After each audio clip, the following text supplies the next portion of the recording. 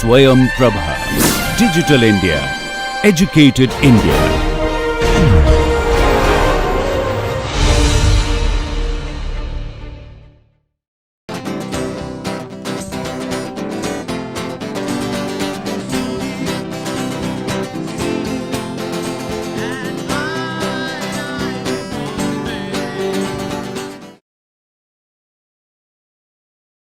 Let us start our today's lecture for this NPTEL video course on Geotechnical Earthquake Engineering. We are currently going through our module number 9, which is seismic analysis and design of various geotechnical structures. Within that module, we were discussing seismic design of retaining wall. So, a quick recap what we have learned in our previous lecture. We have mentioned about mostly force based analysis and displacement based analysis, and within force based analysis we mentioned pseudostatic analysis is the basic method by which the analysis for the seismic earth pressure acting on the retaining wall is computed. So, that pseudostatic analysis was originally proposed by Terzaghi in 1950, where the seismic inertia force in horizontal and vertical directions are calculated by using these expressions, where Ah is seismic horizontal acceleration, W is the weight of the failure mass, by G is the acceleration due to gravity. So, Ah by G can be considered as Kh, which is called coefficient of horizontal seismic acceleration times W, and the seismic vertical inertia force is calculated like Av times W by G, where Av is vertical seismic acceleration, G is acceleration due to gravity. So, Av by G can be considered as Kv. Kv is called coefficient of vertical seismic acceleration times the W is the mass of the or weight of the failure zone. So, that way we compute the seismic horizontal and vertical inertia forces.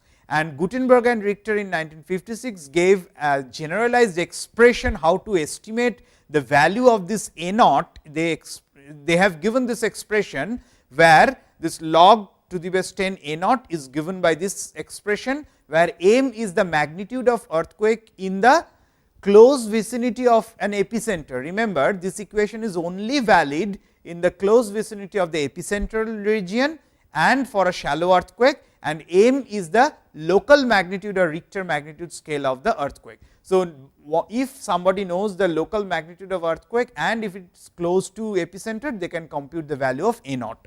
A naught is nothing but, they mentioned it is nothing but horizontal seismic acceleration, which can be expressed as Kh by G, as I have already mentioned. So, this is one way of calculating Kh. Other way, as I have already mentioned, it can be taken as a proportion or a component or a fraction of the PGA value, that is peak horizontal and peak vertical acceleration. But most of the times this Kv is taken as a function of Kh, that is either 0 times Kh or half of Kh or 2/3 of Kh or full 1 times of Kh. That means, Kv will be always less than or equals to Kh.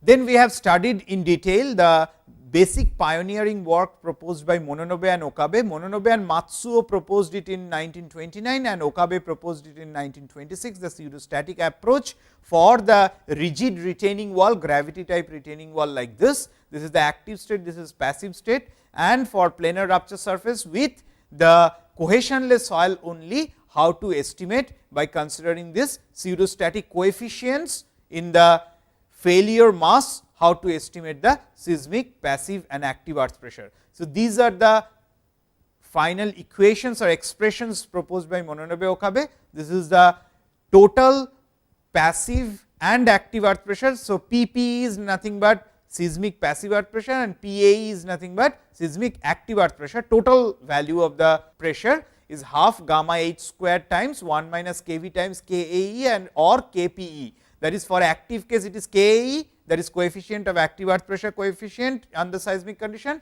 and Kp is seismic passive earth pressure coefficient.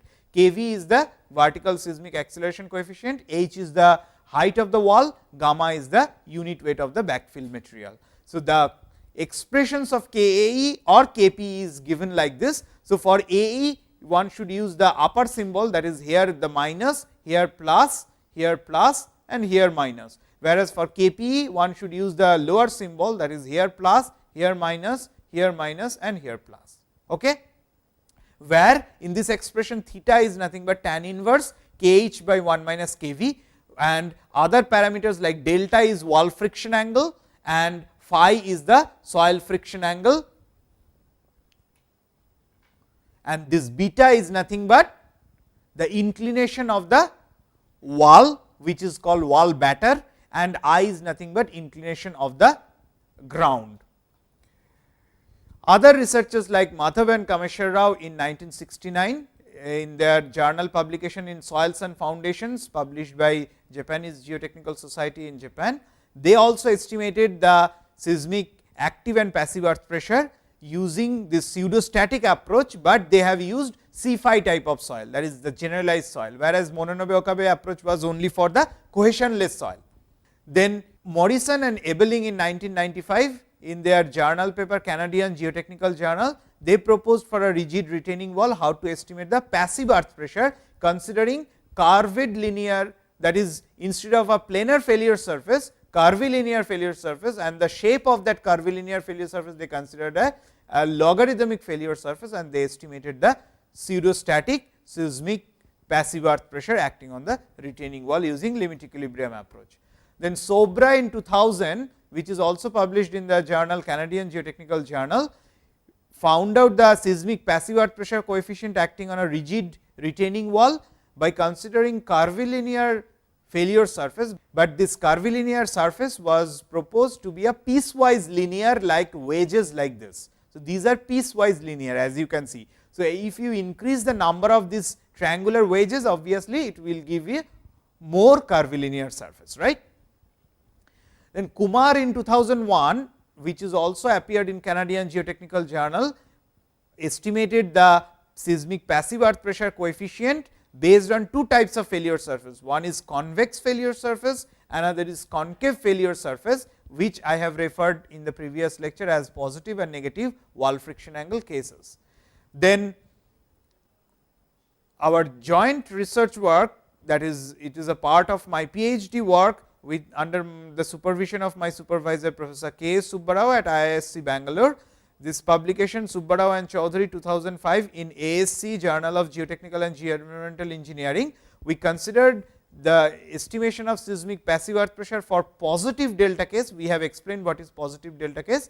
The total seismic passive earth pressure is estimated using three components. One is unit weight component, another surcharge component, and another is cohesion component, that is a generalized case has been considered for a C5 soil with the surcharge acting on the ground. So, if any component is absent, one can easily take the corresponding value of the coefficients, and these are the ranges of the wall batter. This is the wall batter wall inclination, this is the ranges of the ground inclination which are considered. So, these are parametric studies was carried out, soil friction angle range, wall friction angle range, wall adhesion also a function of the soil cohesion with respect to the wall friction angle with respect to this value, and horizontal seismic acceleration coefficient with this range and vertical seismic acceleration coefficient in this range of parameter. So, this was the model as we have already seen in our previous lecture, that is the composite failures curved rupture surface was considered for the case of passive earth pressure, and the exit angle was derived as given by this expression. Then the individual seismic passive earth pressure coefficients like Kp gamma d in terms of unit weight, Kp qd in terms of surcharge, and Kp cd in terms of cohesion component were estimated. So, these are the design values of the seismic passive earth pressure coefficients, and these are the design charts which any practitioners or designer can easily use. As I have said, knowing the value of Kh input value as per the seismic zone is concerned, and the design value of Kv, as I said AASHTO code suggests Kv to be considered as 2/3 of Kh typically, and knowing the soil, what is the value of the phi of soil, one can get the value of Kp gamma d from this design chart. Similarly, for Kp qd and also from this design table one can get for the Kp cd, depending on what is wall adhesion, whether it is a 0 adhesion or there is a full adhesion. So, if it is in between, then one can do a linear interpolation. Now, if one tries to get an optimum design of a retaining wall, so they should know what should be the batter angle. So, for knowing the batter angle, seismic passive resistance should be maximum, because passive maximum means you are getting the advantage, whereas for active minimum is it is advantageous for the design, right. Whereas, we are getting the active value maximized and passive value minimized. So, if we see the variation with respect to wall batter angle alpha, you can see the variation of Kp gamma d as alpha changes from negative batter to positive batter, it varies like this.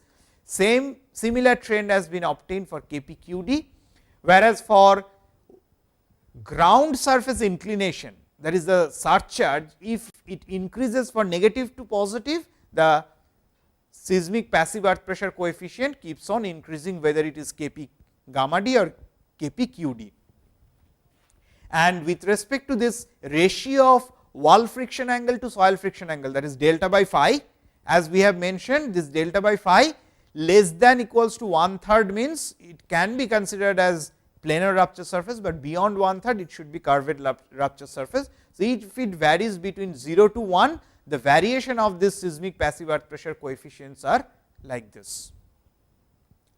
As I said, for intermediate values which are not given in the table, or instead of reading directly from the chart, one can get the values from the table and then use this interpolation formula to get intermediate value. That is, we have computed for say kh value 0.2, 0.3 g, 0.4 g, like that. If somebody wants for 0.25 g or 0.27 g, they can use this interpolation formula and get the design value easily, because the variation is linear with respect to log scale. Then validation of superposition also was done. Why the validation of superposition is required? Because you remember, we estimated individually the 3 components, unit weight component, surcharge component and cohesion component, but in reality it will be a single failure surface and not the 3 individual components will come into picture. So, to take care of that, if we take the single failure surface, what is the problem? The problem will be, it will be case specific in the sense, for a particular data only you will get one set of result. For another change of data you will get another single failure surface. So, you are not going to get a closed form generalized design solution. So, to get a generalized design solution, independent failure surface is advised to use. So, that is why we tried to check what is the error by doing that principle of superposition method by using independent failure surface and a single failure surface for a given set of data. For a given set of data, you can see for different combinations like C5 soil with surcharge, C5 soil without surcharge and phi soil with surcharge, that is all possible cases are taken care of. Percentage error between the actual single failure surface and independent failure surface is very minimum, within 3%, which is acceptable range. And not only that, that error is on the safer side. Why safer side? If you look at the value of this total PPD and PPD star in the case of single failure surface, in PPD using independent failure surface is the absolute minimum one, and for passive case of design we want the absolute minimum one, right. So, this error is on the safer side of the error, and that too this error on the within the range of within 3%. So, this independent failure surface approach or the principle of superposition is can be well accepted in the design. The comparison of our proposed value of this Kp gamma d coefficients of seismic passive earth pressure with respect to other researchers are shown over here. Obviously, our values are far away from the Mononobe-Okabe, because of the reason Mononobe-Okabe considered the planar rupture surface for passive case, which seriously overestimates the value, right. Whereas, present study gives the critical value or the design value or the minimum value compared to Mononobe-Okabe, and compared to other researchers also the optimization has been shown over here. Similarly, for negative delta case also we have described in previous lecture, which is available in the publication in Canadian Geotechnical Journal, Chaudhary and Subbarao 2002. This is the volume and page number, that for a negative friction angle case of passive earth pressure, this is the failure surface, curved failure surface of logarithmic surface was considered, and the design values of this passive earth pressure coefficients are obtained. These are the typical design charts for this passive earth pressure coefficients in terms of Kp gamma d, Kp q d, and these are the table for Kp c d for different ranges of wall adhesion. So, any wall adhesion in between one can easily interpolate using that interpolation formula. We have also seen the variation of alpha, that is wall batter, how it affects on this seismic earth pressure coefficients, also the variation of delta by phi, how it affects in the design values of this seismic passive earth pressure coefficients.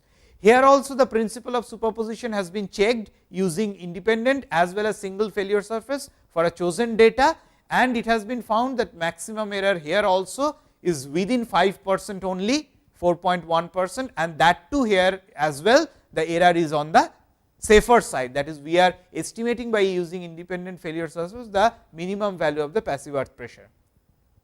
Then in the previous lecture we have also discussed how to estimate the point of application of the total passive resistance acting on a wall under the seismic condition using this horizontal slice approach. So, for individual slice these are the forces acting. One assumption is that these two plane of these slices are considered as the principal plane. So, there is no shear forces acting. So, this is the publication available, Chaudhary, Subbarao and Ghosh in the proceedings of the 15th International Conference of Engineering Mechanics Division, which is EM 2002 of ASC. These are the formulation of the equation of the earth pressure, and these are final seismic passive earth pressure coefficient. As you can see, the assumption was the planar rupture surface. So, the values of this seismic passive earth pressure coefficients what we are getting using this approach and Mononobe-Okabe's equation should remain same, right. That is one of the validity. So, they remain same, but what is the advantage of this method of slice which you are not getting in the method in the Mononobe-Okabe method, that the point of application was not known. In this case you can see the point of application for static case it is always 1/3 from the height, which is all known to us, but in seismic case it is not at 1/3, but at some other different height depending on the combinations of kh, kv and other combinations of inclinations of the wall. You can see there is a non-linearity involved close to the bottom of the or base of the wall, and that non-linearity depends whether it is convex upward or concave upward depending on the inclination of the wall. Then in the previous lecture we also discussed about the basic displacement based approach which was proposed by Richard and Elms by considering the permanent displacement of the wall, considering the sliding of the wall using the pseudostatic approach, which is available in this ASC journal paper, Journal of Geotechnical Engineering by Richard and Elms in 1979. We also discussed in our previous lecture what are the major limitations about pseudostatic approach, like it is very crude to approximate the actual complex nature of the dynamic problem and transient nature of the earthquake shaking into a single constant unidirectional coefficient or value in the analysis. But why still people use it? Because of its simplicity and straightforwardness, and no advanced complex analysis is required. So, that is why this method is still popular among engineers. To overcome all these limitations of pseudostatic method, modern pseudodynamic approach was proposed. As I said, Steedman and Zheng originally proposed considering only the horizontal seismic inertia force and the shear wave velocity. Then later on my first PhD student Dr. Sanjay Nimbalkar, from his PhD thesis work, he has given a generalized solution of this pseudodynamic approach considering both horizontal as well as vertical seismic inertia force and both shear wave velocity and primary wave velocity, which are coming, including the soil amplification factor, duration of earthquake and frequency of earthquake motion. So, these are the advantages which are not available in the pseudostatic approach. So, details about this analysis is available in this journal paper Chaudhary and Nimbalkar 2005 in the journal Geotechnic, published by Institute of Civil Engineers, London, UK. This is the volume number and page number. And we had proposed this closed form design solution, or the designer's equation which is necessary to design an seismic passive earth pressure case of retaining wall, the seismic passive earth pressure coefficient expression KPE, which needs to be optimized with respect to this alpha failure angle as well as this T by T ratio, that is duration of earthquake and the period of earthquake, that needs to be optimized to get the minimum value of this KPE. And another advantage in this case of pseudodynamic, we are getting the distribution of the passive earth pressure with respect to the wall, which can be seen from this result, that this is red line is the static one. As seismicity increases, as expected, the design value of passive earth pressure is decreasing and non-linearity of it is increasing with increase in the seismicity. And the effect of this soil amplification factor can be seen on the seismic passive earth pressure coefficient. As the soil amplification factor increases, there is a decrease, significant decrease in this seismic passive earth pressure coefficient value, which needs to be considered in the design, which is available in the journal paper Nimbalkar and Chaudhary 2008 in the journal of Earthquake and Tsunami. These are the comparison of the proposed pseudodynamic method of Chaudhary and Nimbalkar with respect to the pseudostatic method of Mononobe Okabe and Chaudhary 2004, which is available in Geotechnic. You can see the pseudodynamic method gives the critical value of the design value, the minimum value of the seismic passive earth pressure coefficient for any given value of kH as shown over here.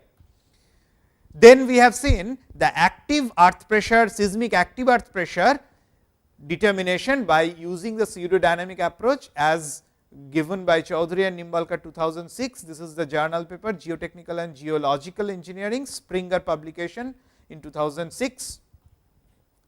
These are the formulation or estimation of the seismic horizontal and vertical inertia forces, that is multiplying that infinitesimal soil mass with respect to the acceleration and integrating that over the entire depth of the wall for that infinitesimal soil mass, which is shown over here.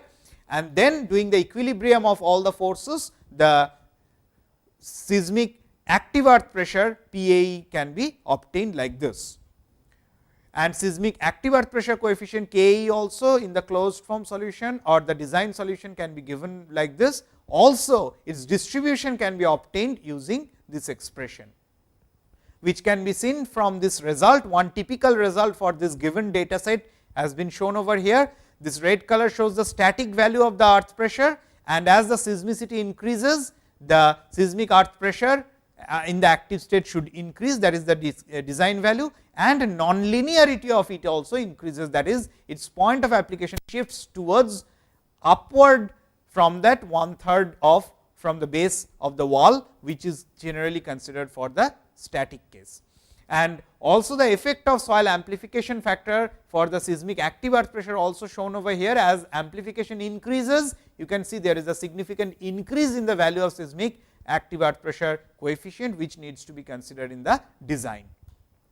Now, let us come to the experimental validation of this pseudodynamic method, because this pseudodynamic method is a recent method. It needs to be validated using the experimental results available. So, for that the geotechnical dynamic centrifuge facility, which is available at University of California Davis in USA, the results obtained by other researchers were used. They did an analysis for this BART. BART is nothing but Bay Area Rapid Transit or a metro railway system. For underground tunnel, they need to redesign it under different earthquake condition, latest earthquake condition. That was the project which they have done using this largest geotechnical centrifuge in the world, which is available at University of California at Davis campus.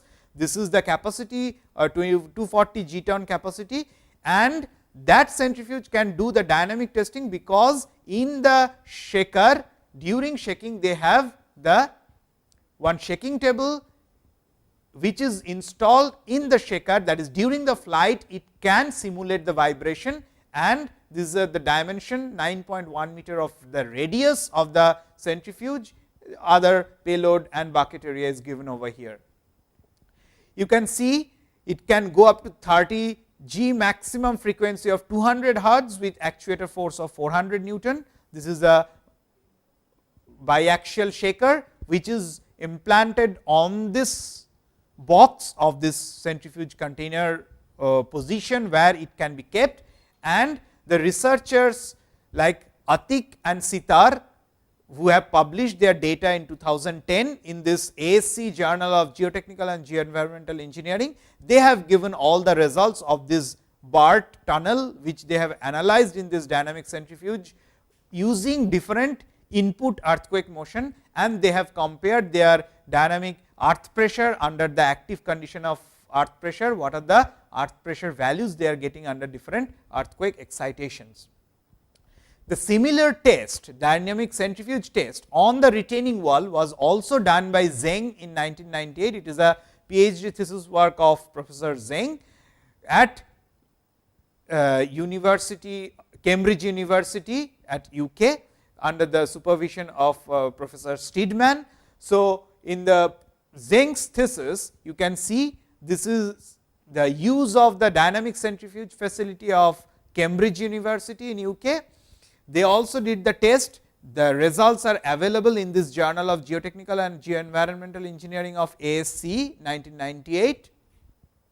And these are the results which shows a non-dimensional depth in the y axis and dynamic moment increment. What is dynamic moment increment? This is how the dynamic moment increment is expressed. There is the seismic active earth pressure, which is a function of z and t now integrated over the entire height and get the moment, because for moment you need to multiply this earth pressure with respect to the lever arm or the distance from the base. So, that way you can see this dotted line shows the Mononobe-Okabe's pseudostatic method, which is the linear one, as we all know. This will show always a linear variation.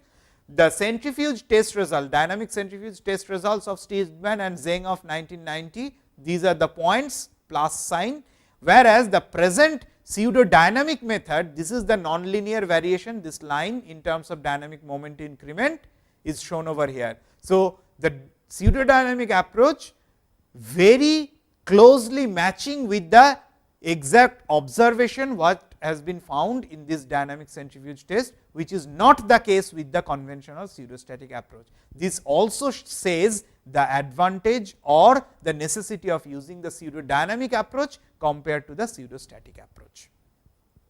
Now, to design retaining wall section, as I have already mentioned, not only this force based method we should adopt, that is, we should not be happy only by knowing this total earth pressure and their point of application, but also we should know how much displacement of this wall etc. is occurring. For that, we can consider either sliding or rotational movement of the wall. So, how to consider that? Let us see over here. This is from the work published by Nimbalkar and Chaudhary 2008. This is the detail of the paper. It is published in International Journal of Geotechnical Engineering in 2008. Seismic design of retaining wall considering wall and soil inertia. In all the previous problem, we were considering the seismic active earth pressure taking into consideration of the seismicity within the failure zone of the soil mass only, but the same inertia or similar type of seismic inertia will act on the wall section also.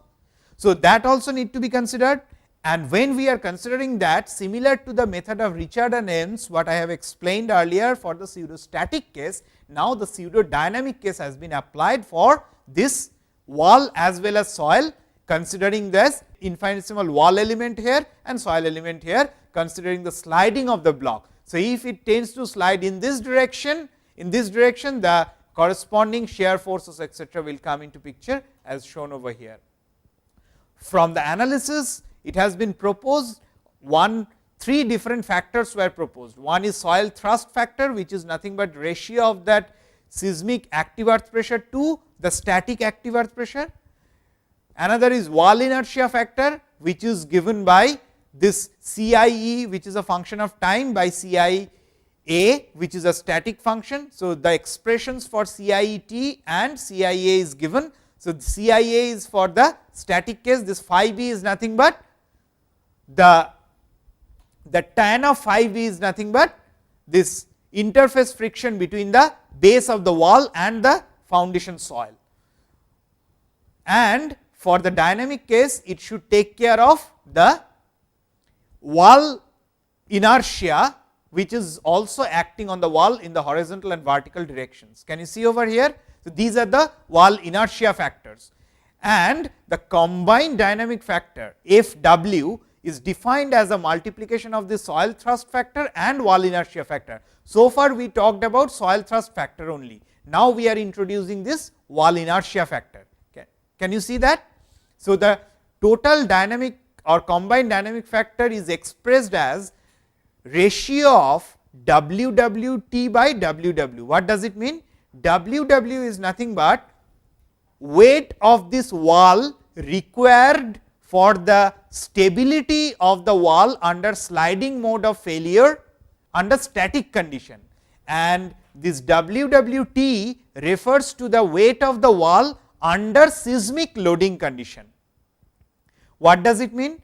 Suppose if we are able to give these design values or design chart for this soil thrust factor and wall inertia factor, automatically we will get the design chart for combined dynamic factor.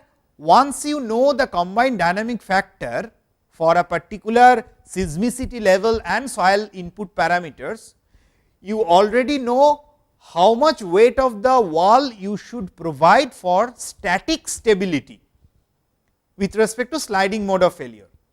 Now, knowing this Fw and Ww, you can automatically find out what should be your weight of the wall under seismic condition. Clear?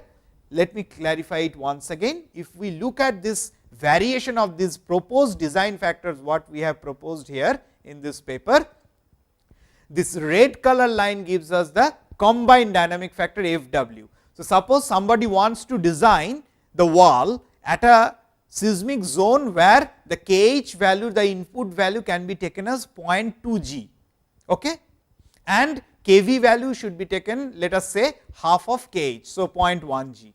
So, for that combination, the value of Fw comes out to be about 3, little higher than 3 point something, as you can see from this point, right. That means, if you want to design the wall in this section, what you should do?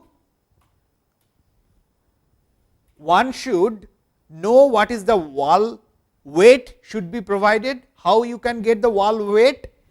Based on the stability, sliding stability ratio, what we use the factor of safety of 1.5, the same 1.5 you can use, and provide the section of the wall, some width you can provide, height of the wall will be already given to you, because it generally the height of the retaining wall based on your usage of the retaining wall, right. So, width etc. you can play with and provide a section of the wall, which will give you a value of Ww under static condition. Once you know that Ww, using that Fw factor, you can get what should be the weight under seismic condition. So, that much weight you should provide to the gravity retaining wall to withstand an earthquake of magnitude of 0.2 G, that is what it means. Clear? So, these are the design steps what one should follow. Let us look at some typical results of how the effect of soil friction angle on this Fw will occur, and how the wall friction angle effect on this Fw also will occur. These are some comparison of the proposed dynamic Fw factor with respect to that given by Richard and Ames in 1979, because Richard and Ames also proposed a similar factor. Only thing, their combined dynamic factor was based on pseudostatic analysis, and in our study, in this present study of Nimbalkar and Chaudhary 2008, this Fw factor is obtained using pseudo dynamic approach. So, these are the comparison of the results, as you can see over here. The similar exercise was carried out for the seismic design of retaining wall under the passive state of earth pressure. So, for passive state of earth pressure, this is the publication Nimbalkar and Chaudhary 2007 in the journal Soil Dynamics and Earthquake Engineering. This is the volume and issue, and these are the page numbers. Here also the soil thrust factor, wall inertia factor and combined dynamic factor are proposed in the similar fashion, but in this case, as you know, the seismicity increasing means you require a lower factor, because the passive case is always on the receiving end. It is a resistance provided by the soil. So, you are getting a lighter weight of the wall should be required for the withstanding the seismic passive earth pressure. That is why many a times for the wall design we exclude the passive state unless it is clearly known. Mostly we design the wall for the active state of earth pressure. Passive state we use mostly for the bearing capacity, anchor uplift capacity, all those things, as I have already discussed in the previous lecture. Then also we had proposed the displacement based analysis, what has been mentioned just now in terms of the sliding mode. In terms of rotational displacement also we should check the pseudodynamic method application. In case of passive earth pressure condition, Chaudhary and Nimbalkar 2007, it is another journal paper in the Soil Dynamics and Earthquake Engineering of this issue of June issue of volume 27, where not the sliding of the wall is considered. Earlier we considered the sliding mode of wall movement, now we are considering the rotational movement, that is the moment due to the seismicity of the wall and soil, how it creates the rotational movement and how much rotational displacement one can allow for an wall to design. That permissible rotational, based on that one can easily design this wall based on this design charts of rotational displacement versus this seismicity coefficients. Other researchers also nowadays started using extensively this proposed pseudodynamic model, like Ghosh in 2008 proposed and extended this seismic active earth pressure analysis from a vertical wall, what we have done a vertical wall, to a non-vertical wall. So, Ghosh proposed the analysis of seismic active earth pressure determination for a non-vertical wall using the same pseudodynamic approach what we had proposed. So, this is the paper Ghosh 2008, which is available in Canadian Geotechnical Journal of issue 45. These are the page numbers. You can see this is the way we had considered the soil amplification, as I have already mentioned, linear variation, and these are the values of KE design charts based on different wall inclination. You can see we had proposed for wall inclination of 0, this theta is with respect to vertical, as you can see from this picture. So, as wall inclination changes, the value of KE also changes as proposed by Ghosh in 2008. Other researchers like Basha and Babu in 2010, they also used this same pseudodynamic method proposed by us for computation of rotational displacement for gravity retaining wall under passive state of earth pressure. They use the Newmark sliding block method to obtain the rotational displacement.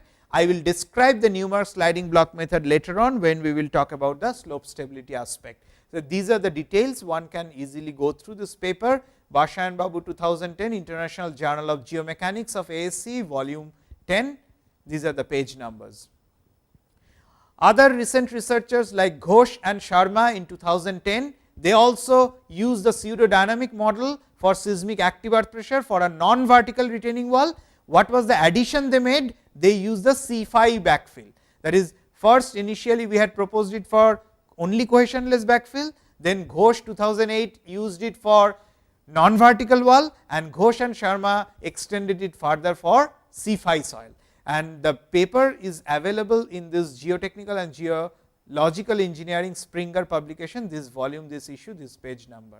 And Bellezza et al. In 2010, they extended this pseudodynamic approach further to consider the fully submerged condition of the water to take care of the effect of amplification also, which is available in this journal paper of proceedings of IC Geotechnical Engineering. This is the volume number. I will discuss about the effect of water table and effect of water on the pseudodynamic model or the earth pressure estimation on the wall very soon, subsequently in some of the slides, when we will talk about the design of retaining wall in the waterfront or close to sea. Now, let us understand what various countries' design code proposes how the retaining wall should be designed under the earthquake condition. So, first let us start with our Indian design code. As I have mentioned, Indian design code, the latest version of 2002 is available only for part 1, which describes about the seismic zonation and the basic soil properties, spectral acceleration, etc. But the other parts are, the latest version is still of the latest 1984 version, IS 1893 part 5, which talks about the design of this retaining wall under active and passive state. It states that use the Mononobe and Okabe method. So, point of application is considered to be at mid height of the dynamic component. That means, if the static component acts at 1/3 from the base, they mention the extra component of the earth pressure, which is due to the dynamic case or the seismicity case, that extra component considered at the mid height, instead of considering what we have found above 1/3 based on the combined analysis, right. So, the IS code suggests consider the it is acting at mid height only for the dynamic component, and for the static component at the 1/3, then you can use the two values to find out the what the net earth pressure is acting, right. So, pseudostatic method is used and it excludes the deformation criteria. There is no displacement based criteria which is mentioned in this codal provision. And what are the steps? This is the formula needs to be used, P A equals to half W H square C A, where C A is given by this expression. This is nothing but seismic active earth pressure coefficient as proposed by Mononobe Okabe. So, this is basically proposed the Mononobe Okabe needs to be used, and it says that alpha v is the vertical acceleration coefficient, which should be taken as half of that alpha h, that is horizontal seismic acceleration coefficient. So, this is with respect to the passive case similar expression has been given by the code, and the expression for that passive earth pressure coefficient is nothing but the Mononobe Okabe's passive earth pressure coefficient. Now, coming to European code, European design code Eurocode 8 of 2003 version, it suggests the design of retaining structure. It is based on the Richard and Elms displacement based criteria. Though it is pseudostatic, but it considers the displacement based criteria also, and there is a guideline to consider this kh and kv values in absence of a particular study at the soil site. So, this is the details about the Eurocode. You can see over here, it says again the pseudostatic method, as I said, a set of horizontal and vertical forces should be considered. Vertical seismic acceleration should be considered as acting upward or downward, whichever gives the most unfavorable effect, that is most critical condition, as we have also discussed, and the intensity of such equivalent force for a given seismic zone on the amount of permanent displacement should be acceptable. So, based on that, it suggests these are the steps how to calculate in absence of specific values. When you do not have the site specific ground response analysis done in that case, or the seismic hazard analysis if you have not done for your site, in absence of those cases, you can estimate the value of kh and kv for your design using this pseudostatic approach as per Eurocode 8 in this manner. That is, kh is alpha times s by r. These are some coefficients which can be obtained from the tables given in this Eurocode 8. kv should be considered as half of this kh plus or minus, because of depending on which direction gives the most critical value, and this half should be considered when this AV by AG is larger than 0.6, and otherwise it should be considered 1/3 of kh, as I was telling earlier. Whereas, International Building Code, which we call as IBC 2006, is considering the various sites. As I have already described, there are 6 different types of site as proposed by IBC in similar line of NIHARP guideline, like A, B, C, D, E soil site based on their shear wave velocity and SPT value, undrained shear strength value, all these are input values. Based on that, the overturning, sliding, excessive foundation pressure and water uplift, all these cases needs to be checked. And for that, what is proposed? The Eurocode mentions. So, if we do the requalification of geotechnical earth retaining structures under this seismic condition, like Eurocode suggests that retaining structure should be designed to fulfill their function during and after an earthquake without suffering from significant structural damage. That is the basic guideline. And this permanent displacement, which you can easily compute using Richard and Ames method, or that is if you use pseudostatic method, or our proposed method of Chaudhary and Nimbalkar for sliding and rotational stability using pseudodynamic approach in the form of combined sliding and tilting, and the latter due to irreversible deformations of the foundation soil may be acceptable if it is shown that they are compatible with the functional and or aesthetic requirements. That is, you have to also check not only the permissible displacement or permanent displacement should be within the permissible value, but it should be within the aesthetic requirement. That is, if you do not allow your wall which is inclined like this, it can be, if you look at here, if your wall is inclined like this, it can be also a safe if it is retaining wall backfill in this direction. In this direction also it can be designed as a safe section, everything can be designed, but aesthetically you will never like a wall which is inclined like this and tilting on the backfill side in this manner, right. So, that is why it says not only the permissible displacement as per this displacement criteria, but also the aesthetic requirements also needs to be checked. Then what are the other guidelines? Like the choice of structural type based on the normal serviceability conditions has to be followed, that is under the static condition everything should be satisfied. Then you have to check these dynamic conditions, that additional seismic requirements needs to be checked and carefully graded. The backfill material should be carefully graded and compacted at in situ, so that it achieve as much continuity as possible with the existing soil mass, whatever value it has been used for the design. Like drainage system behind the structure should always be present, because if you provide the drainage, there will be no extra water pressure coming on the wall, as we all know in the static case of wall design. The same thing also acts here for the dynamic case as well, but there are few cases where you cannot avoid the drainage, like if it is a waterfront wall or sea wall. That is why I will discuss that separately. Now, particularly in case of cohesionless soil containing water, the drainage shall be effective to the well below the potential failure surface behind the structure. So, you have to drain out it below its potential failure surface, so that it does not fail within that region, and it shall be ensured that the supported soil has an enhanced safety margin against the liquefaction. That means, the backfill soil which you are using, that must not liquefy, because if it is liquefying, then automatically you are getting nothing but water standing behind your wall, not the earth which is supposed to be standing there. Also, other guidelines which was proposed by our paper Chaudhary et al. 2004 of current science, as I have already given this detail. It says that method which gives maximum active earth pressure and minimum passive earth pressure, that should be considered for any design, which is obvious for a safe design for retaining wall.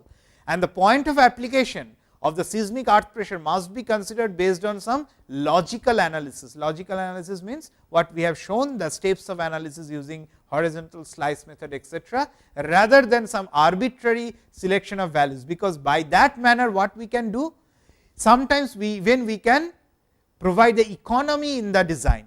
So, this ensures the safety and this ensures the economy of your design. Why unnecessarily you should put a more reinforcement in your RCC rigid wall, when you know actual point of application of your seismic earth pressure. Also, the displacement based analysis mentions that given factor of safety in static case has to be maintained in dynamic case as well, like for sliding 1.5, overturning 1.5, bearing capacity 2.5 and eccentricity should be 1/6 of the base size. That means, there should be no tension, right. So, that has to be maintained, and cumulative displacement and rotations of the wall then must be compared with the different loading conditions based on the magnitude of the earthquake, and that should be within the permissible range what is given or what is designed or what is proposed in the given document or at a particular site for particular design. And in the displacement based analysis, computed displacement should be compared with the permissible displacement. If the computed displacements are more than the permissible displacement, then what need to be done? Section should be redesigned. That is another section, as I have already proposed, like those combined dynamic design factor FW should be rechecked, and you have to do a iterative design process until you get the safety in terms of the factor of safety, in terms of sliding mode of failure, overturning mode of failure, bearing capacity failure and eccentricity, as well as the displacement criteria, that is displacement also will be in the safer range. Fine.